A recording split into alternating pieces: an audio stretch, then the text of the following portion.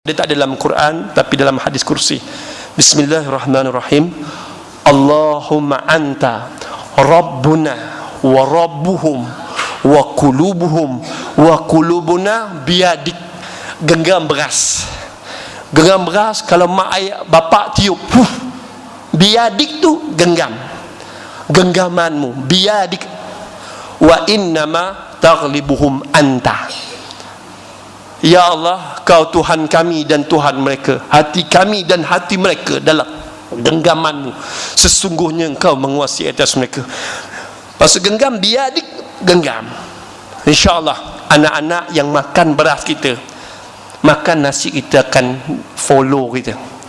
Bapak yang tiup, tiup tu masa dia tidur, tiup, insyaAllah anak ni akan jadi anak yang ikut cakap mak dan ayah.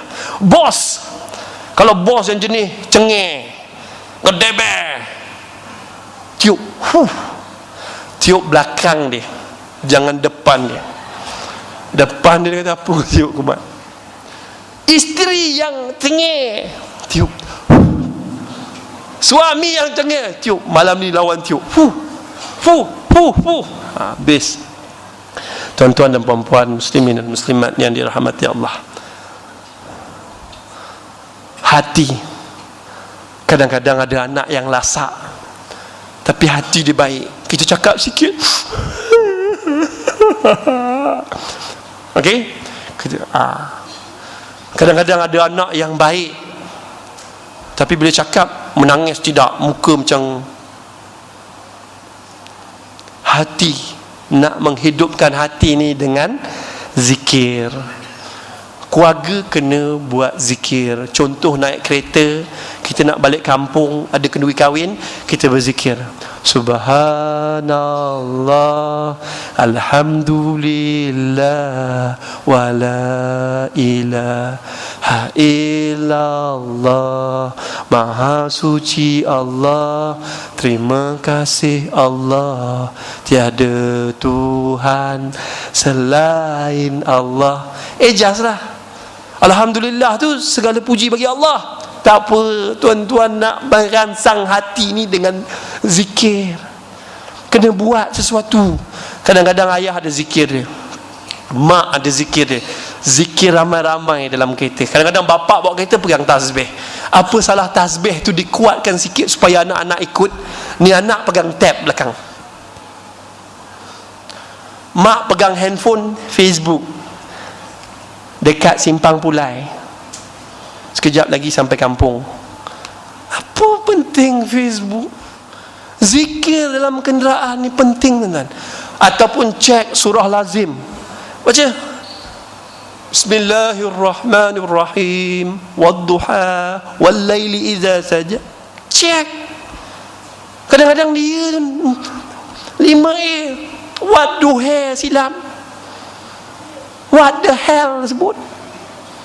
Tuan-tuan dan perempuan, muslimin dan muslimat, cek. Paling penting cek. Dah. Jalan lagi, tuan-tuan. Dalam mendidik anak, kadang-kadang ada anak yang melawan. Ada anak yang liar, suka macam beruk. Dia takkan tidur diam. Kita baru beli sofa baru, dia balik rumah, dia lompat atas sofa. Jangan marah, lompat sekali dengan dia. Tuan-tuan dan perempuan yakin, saya yakin tuan-tuan pernah dengar formula 7P yang saya ajar. Yang pertama, perhatian. Allah Subhanahu Wa Taala suruh kita memerhatikan kejadian langit dan bumi, kejadian gunung dan ganang, kejadian burung, kejadian macam-macam, tuan-tuan. Jadi Allah suruh kita perhatikan. Lantas perhatian jadi perkara yang paling utama, kerana dengan memerhatikan kita akan bertambah iman. Melihat gunung dan ganang pun jadi pahala. Melihat wajah ibu dan ayah dengan kasih sayang pun jadi pahala.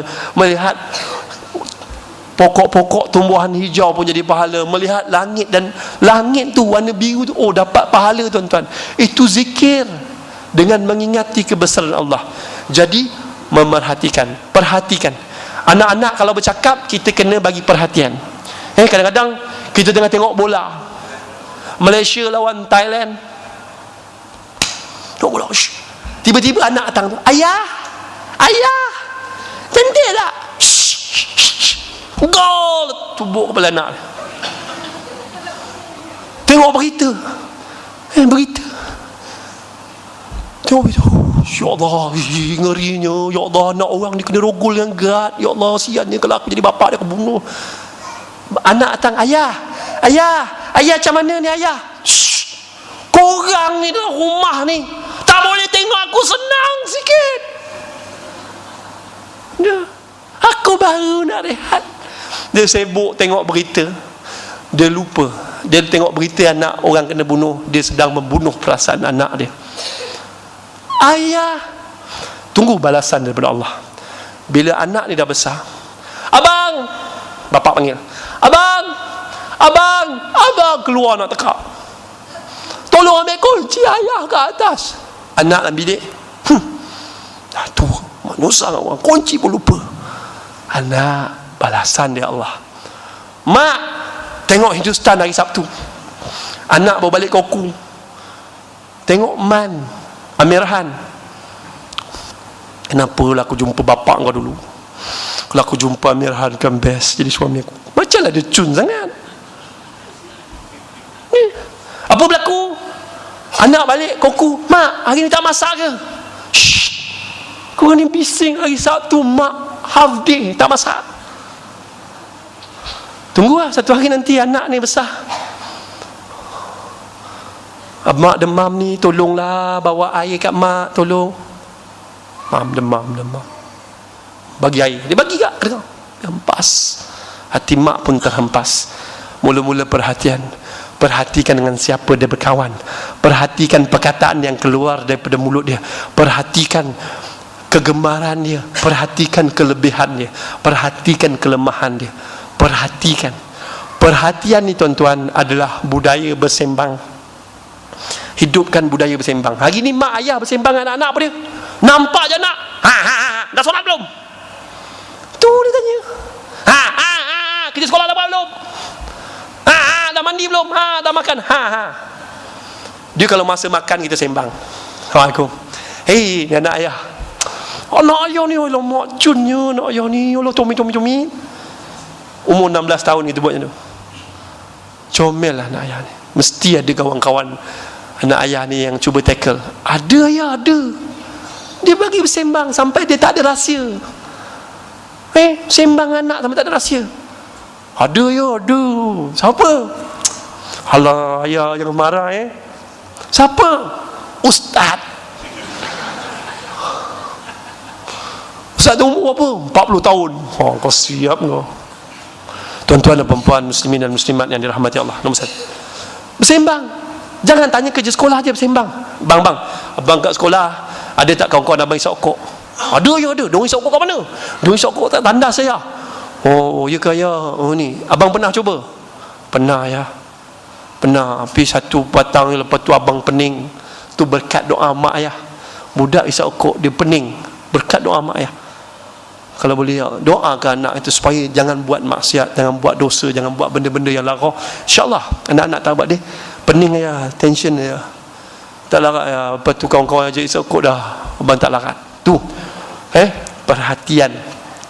Perhatian, memberi perhatian. Dia cakap kita dengar, dia buat kita tengok. Yang nombor 2, menarik perhatian. Ni anak-anak sibuk minat siapa? Minat Aaron Aziz, minat Edi Putra, minat tak apa, tak ada masalah. Minat Apek, bukan Apek gitu-gitu tu, Apek keeper Malaysia yang melepaskan 3 gol. Dia nak kahwin tak boleh tuan-tuan. Dekat nak kahwin jangan bagi. Jangan bagilah wakil. Dia mesti betul, orang nak kahwin ni memang dia sewel sikit. Betul. Saya ada seorang kawan saya ni, dia nak kahwin, dia bawa kereta. Saya ceramah di Kuala Lipis, dia bawa saya pergi mana? Kuala Pilah. Saya tidur, bangun kat mana ni? Ya Allah, banyak tuan-tuan, memang macam-macam. Okey tuan-tuan, saya cerita, tarik perhatian anak supaya respect kita, minat kat kita. Contoh, kita bukanlah pangkat besar dalam kerajaan, bukanlah pangkat besar dalam ni, tapi kita tunjuk, tengok ayah baru je balik, tengok besok pagi ayah pergi kerja awal, dia akan respect kita. Ayah kena marah kat bos saya, tapi ayah buat dono je. Tengok ayah, kawan-kawan ayah semua kaya daripada ayah, tapi ayah alhamdulillah, ayah simpan duit, ayah dulu pergi haji. Nampak? Ayah walaupun tengok ayah memang susah, ayah naik motor, tapi ayah lagi banyak bawa jalan kamu daripada bapak-bapak yang lain bawa kereta pergi jalan. Nampak? Cerita supaya dia kagum itu. Ayah tengok, ayah satu hari ayah bumping 1000 kali. Dia tengok perut ayah dulu kempis, 6 pack, dah ayah berusaha habis-habisan jadi 1 pack dah ni, bulat dah, best. Anak kena respect kita, tengok. Dukung anak kena dukung. Itulah jangan bagi makan banyak sangat tuan-tuan. Kalau banyak sangat nak dukung, meninggal kita. Ada yang dukung patah tangan pemuda. Tuan-tuan dan perempuan muslimin dan muslimat, pertama sekali memberi perhatian dan menarik perhatian. Yang kedua apa? Puji dan peluk. Puji anak anda sebelum kawan-kawan dia puji. Sebelum kawan merempit puji. Anak-anak yang bermasalah ni, yang degil ni, sebab kurang perhatian daripada mak dan ayah, kurang pujian, kurang pelukan. Puji dan peluk anak anda. Dalam Islam, Al-Fatihah satu contoh lah. Alhamdulillahirrabbilalamin, segala puji bagi Allah yang memelihara sekalian alam. Ustaz, kalau macam ni berdasarkan ayat ni, kita tak boleh puji orang, Ustaz. Kita tak boleh puji. Tak ada, boleh. Memuji ciptaannya bermakna memuji penciptanya. Boleh lah? Okey, saya nak tanya muslimat, bila kali terakhir suamimu memujimu? Semua. Bila kali terakhir suamimu memujimu? Tengok semua senyum tuan-tuan. Haram dalam hati. Kali terakhir masa nikah lah Ustaz. Lembutnya tangan, tu je. Ada seorang kita buat camp, saya buat kursus seminar ke ibu bapaan, saya tanya, bila kali terakhir suami memujimu? Dia terkejut. Apa dia? Terkejut, saya pun terkejut. Rupa-rupa suami dia jenis menengking. Apa?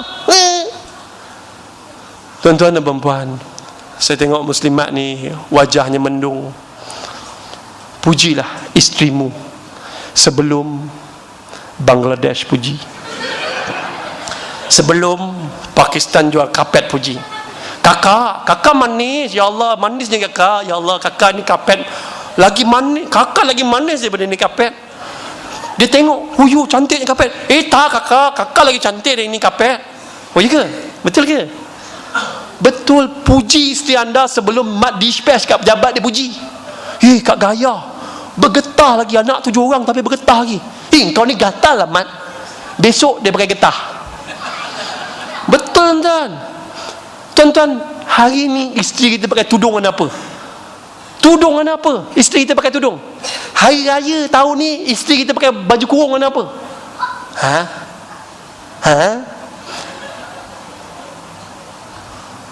Puji isterimu. Orang perempuan suka dipuji. Bila dia puji, mood dia okey, baru dia pandai didik anak dia, baru mood dia okey. Kalau tidak, habis anak kita kena cubit. Tuan-tuan, puji anak, puji isteri dia. Contoh, orang perempuan, dia suka dipuji kecantikan dia. Yang ayang ni cantik lah yang. Sebelum kahwin dia macam Sharifah Amani badan ayang. Dah kahwin bawa anak seorang, meletup macam Sharifah Aini. Tapi abang geram lah, seksi lah ayang. Dia suka kena puji. Nombor 2, masakan. Kalau muka dia macam tong sampah, tak payah puji. Dia punya muka dia, Allah. Tapi kita puji masakan dia. Masakan dia. Orang perempuan suka dimasak. Cuba tengok berapa kali suami kamu memujikan masakan anda. Makan, dia tambah nasi ni. Bang, sedap tak bang? Lembu suami kita. Bang, sedap tak bang? Lembu bapak kita. Sedap tak bang? Diam dia, bunyi cengkerik. Tuan-tuan dan perempuan muslimin, tolong lidah ni lembutkan. Pujilah muslimat, pujilah isterimu sebelum orang lain puji. Tolonglah, balik ni puji. Orang lelaki ni kedekut, kalau dia memuji isteri dia macam berjongkong-jongkong jatuh. Tarik hidung masin tu. Tuan-tuan dan perempuan muslimin dan muslimat, puji ni. Okey? Puji masakan. Contoh isteri masak kari kepala ikan, kari kepala bapak ikan. Besar. Tengah masak, kita balik rumah buat macam ni. Huyuh, sedapnya bau. Huyuh, sedapnya bau, laparlah bang. Padahal kita dah kena kedai mamak ni. Huyuh, laparnya bang. Huyuh, pandainya isteri abang masak. Orang perempuan ni dia suka kita peluk masa dia masak. Peluk dia belakang. Letak dagu atas bahu dia. Ayang sedapnya, dah lapar perut abang. Ya Allah, lapar. Suka dia. Dia pun ringan, dia terangkat di atas. Ringan. Melayang tuan-tuan, hilang penat dia menyiang kepala ikan ni. Tapi tuan-tuan, yang tu boleh apply bagi isteri yang tidak melatah.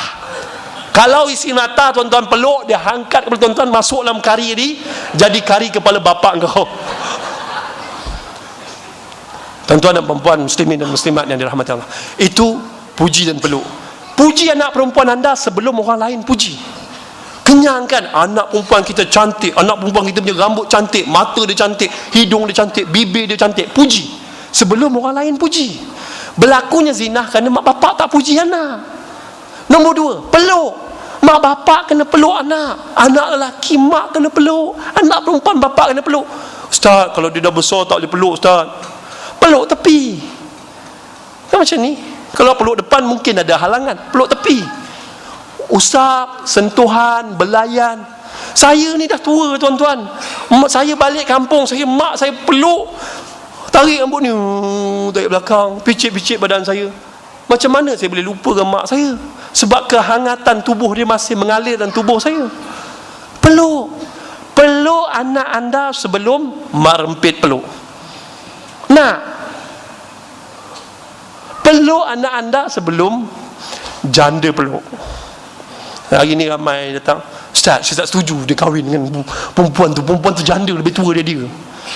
Ada macam tu kan, ramai lah kan. I don't like janda Ustaz. Pepatah Melaka telah berkata, daripada cempedak lebih baik nangka, daripada budak lebih baik janda tuan-tuan. Kalau macam Rosita Cik Wan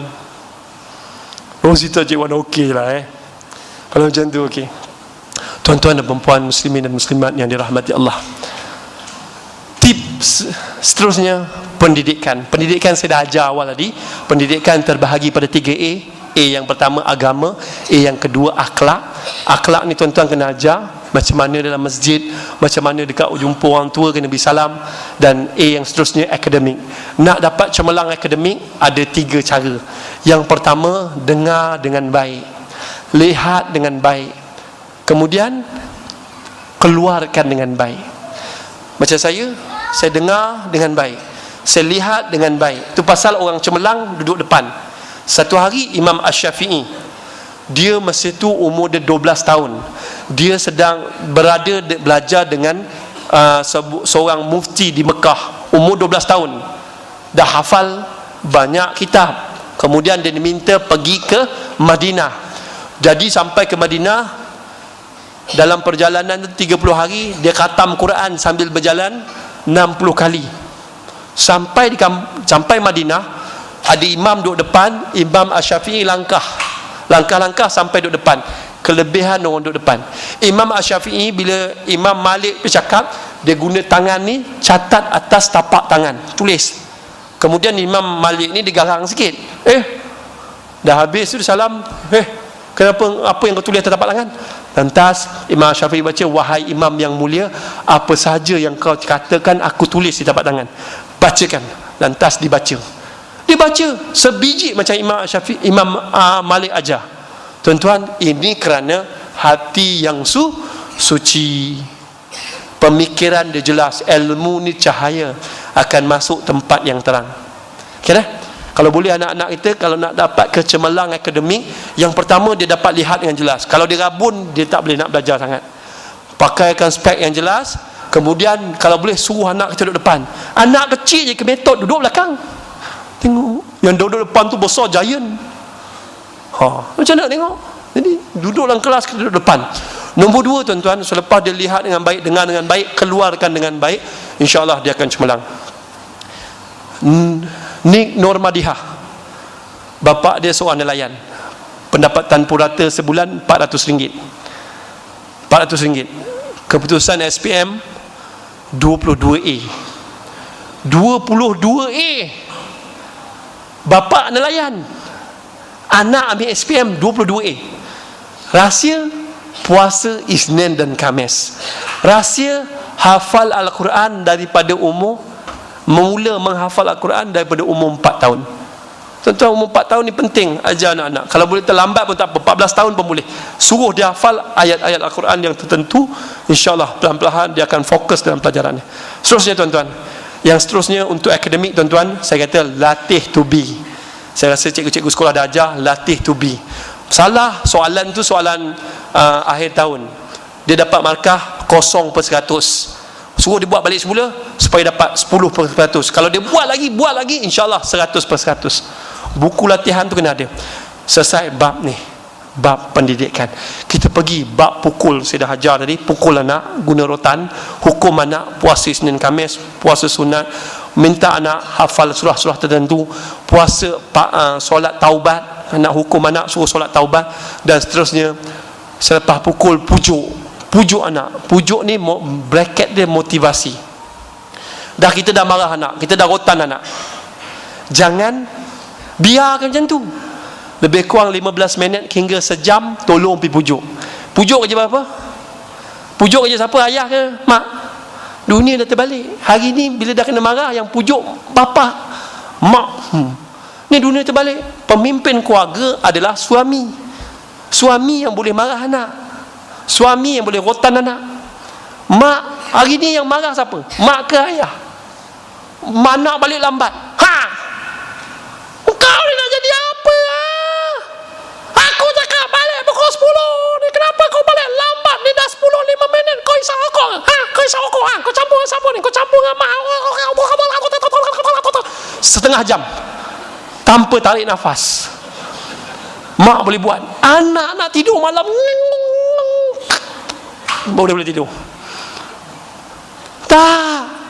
Kadang-kadang bapak, anak balik lambat, bang dah pukul 12 anak kita belum balik. Relax kejap lagi balik tu. Bapak tongong, dah pukul 2, bang anak kita tak balik. Relax dulu aku balik pukul 5. Bang anak kita isap rokok, aku isap ganja. La ilaha illallah Muhammad Rasulullah. Tak nak. Patutnya bapak ni, dia punya ni cepat ni angin. Anak balik lambat. Kenapa kau balik lambat? Macam tu. Bila mak selalu marah anak, marah, malaikat akan isytiharkan anak tersebut anak derhaka. Makin ditegur, makin hitam hati dia. Makin diletir, makin keras hati dia. Makin dimarahi, makin degil dia. Kerja ni kerja bapak. Tapi masalah bapak hari ni cool. Macam lagu Mat Saleh, Daddy cool, Daddy cool, Daddy cool. Tak boleh, Daddy tak boleh cool. Kalau Daddy cool, Mama hot, terbakar, nampak berapi. Tuan-tuan dan puan-puan muslimin dan muslimat, jangan terbalikkan Islam. Si suami adalah pemerintah, isteri adalah pengikut. Mak jadi SB, anak balik lambat, tulis pukul 9:15 dia bawa balik, tulis spy.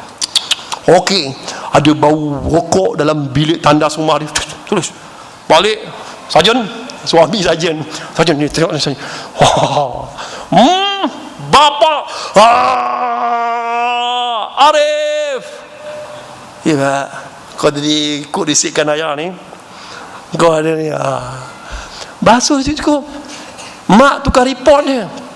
Mak dengan kasih sayang, bapa dengan ketegasan. Boleh nah? Okey, terus lagi. Pujuk anak ni, kerja dia kerja isteri, bukan kerja suami. Isteri. Kalau bapa pujuknya ni, budak tu menangis. Mat, dah lah Mat. Dah lah Mat. Mat, aku cakap dah. Bapak dia tak pandai pujuk. Tak tahu lah bapak-bapak hari ni. Mak, kalau mak tak pujuk, Mat, Dalam dalam dalam dia usik budak tu.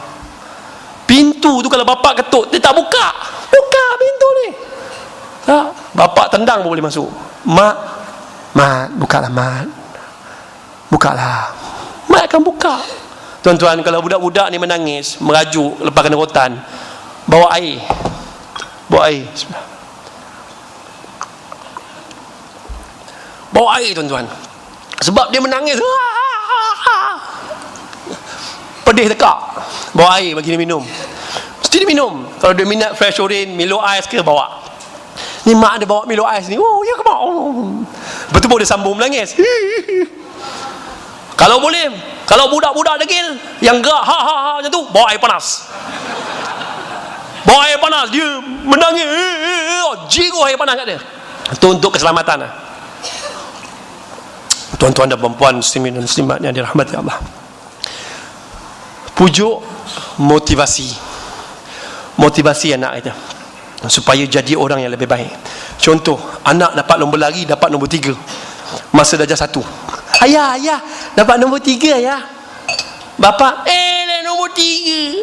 Aku dulu nombor 1 wakil negeri. Kunyitnya bapa ni.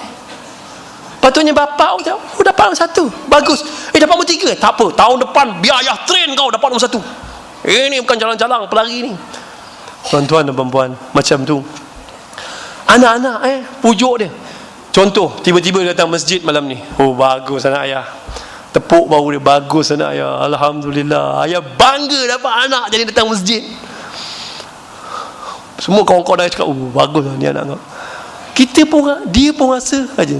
Saya dulu, tuan-tuan, juara silat, tuan-tuan. Gede weh. Kat Melaka ni, InsyaAllah saya bertanding silat sparring, saya komando, tuan-tuan. Komando tu sparring saya. Memang bukanlah nak belagak, tapi memang riak sikit lah. Tiba-tiba satu hari saya semayang fardu asar. Masjid ni bukan tempat saya. Saya semayang fardu asar. Tiba-tiba ada seorang imam tengok dengan seluar jin saya, dengan baju peace tak ada, masa tu baju hippies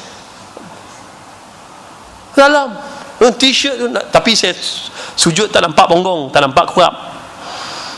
Dia seluar jin datang. Imam tu salam, dia tepuk belakang saya. Alhamdulillah ada orang muda datang surau kita. Saya rasa lain, tuan-tuan. Saya rasa lain.